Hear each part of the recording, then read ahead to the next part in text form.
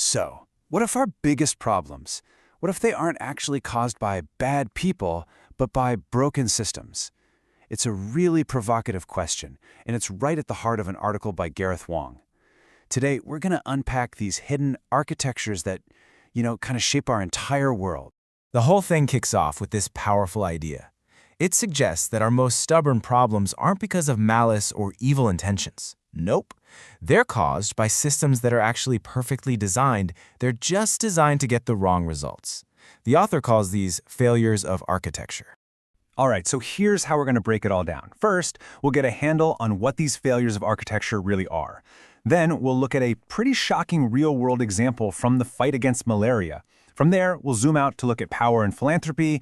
And then finally, we'll talk about how we can all learn to ask better questions and, maybe even start to redesign some of these broken systems. So let's get right into it. What exactly is a failure of architecture? Well, the core idea here is that a lot of our biggest challenges aren't happening because we're not trying hard enough or because we lack the science. Instead, they're failures of system design. The very blueprint is flawed. And just to be clear, when we say architecture, we are not talking about buildings with pillars and windows. We're talking about the invisible rules of the game, right? The incentives, the power structures, the supply chains, all the stuff that quietly determines who wins, who loses, and who even gets access to life-saving knowledge in the first place. Okay, to make this idea of architecture less abstract and more concrete, let's dig into the fight against malaria. It's a really powerful and, honestly, cautionary tale of how the best of intentions can sometimes lead to absolutely disastrous outcomes. So the story really presents us with two completely different paths. On one side, you've got this local, super resilient solution, the sweet wormwood plant. It naturally produces the anti-malarial compound artemisinin, and communities could grow it for almost nothing. But on the other side, you have this top-down industrial solution, a semi-synthetic version that depended on a really fragile global supply chain and, of course, massive philanthropic funding. So what happened? Well, as all this investment money poured into the synthetic version, the market for the natural plant just collapsed. Farmers stopped growing it. Local know-how started to vanish. And then, and this is the kicker, the synthetic approach turned out to be economically unviable, and they stopped production. So the world turned back to the natural plant, only to find that the local supply chains had been totally hollowed out, leaving communities even more vulnerable than they were before. It's just, wow. And this all leads to the one crucial question that apparently no one was asking. What if all that money, all that energy, had gone into community resilience instead? Into supporting local farmers, helping them with quality control, building regional autonomy? We could have built a sustainable, local solution. Instead, we got a fragile, global one that broke. This brings us straight to the role of power and philanthropy in all of this. See, the malaria story, it's not some one-off thing. It's actually a symptom of a much larger pattern where well-intentioned power can have these massive unintended consequences.